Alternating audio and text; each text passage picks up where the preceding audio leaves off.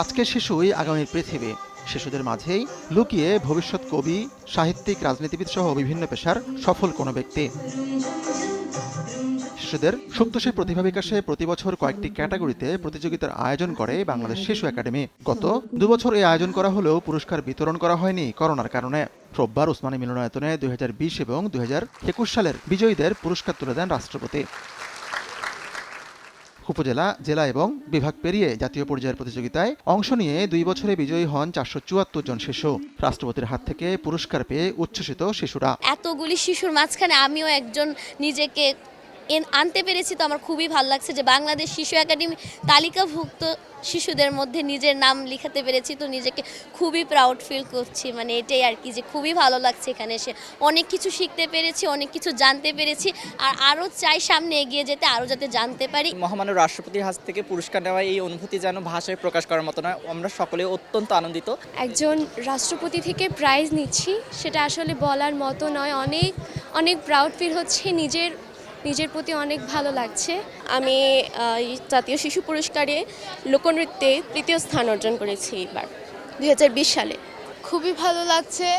আর এই জায়গাতে এসে এখানে মহামান্য রাষ্ট্রপতিকে নিজের চোখে দেখতে পাবো, এবং এখানে যারা আছে সব শিশুরাই বিজয়ী এবং তারা তাদের বিভাগে প্রথম স্থান অধিকারী।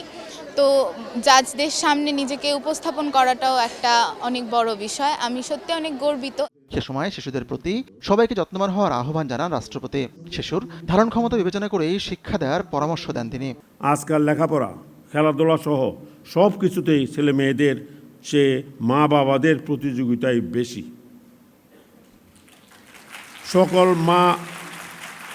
সকল মা বাবাই চায় তাদের ছেলে মেয়ে প্রথম হোক, চ্যাম্পিয়ন হোক। কিন্তু প্রথম বা চ্যাম্পিয়ন তো একজনই হয়। তাই ছেলে মেয়েদের মাত্রাতিরিক্ত চাপ দিবেন না, অযথা অভিভাবকত্ব করবেন না। মনে রাখবেন, শিশুর রাজ্যে অনধিকার প্রবেশ তাদের মানসিক বিকাশকে বাধাগ্রস্ত করে। পিতামাতা ও অভিভাবক হিসাবে শিশুর ধারণ ক্ষমতা বিবেচনা করেই তাকে শিক্ষা দিবেন। তাহলে দেখবেন একদিন এসব শিশুরাই কালো জয়ী হয়ে উঠবে। ছেলে মেয়েদেরকে লেখাপড়া ও খেলাধুলায় প্রথম বা চ্যাম্পিয়ন হিসাবে দেখলেই চলবে না, পাশাপাশি মানসিকভাবে তারা কতটুকু বেড়ে উঠেছে সেদিকেও খেয়াল রাখতে হবে। 30টি বিষয়ে অনুষ্ঠিত এই প্রতিযোগিতায় প্রথম থেকে 10ম শ্রেণীর প্রায় 6.5 লাখ শিশু অংশ নেয়। শিশুদের আলোকিত নাগরিক হিসাবে আতিকুর রহমান তামাল, সময় সংবাদ, ঢাকা। বিদ্যালয়ের শিক্ষক সহ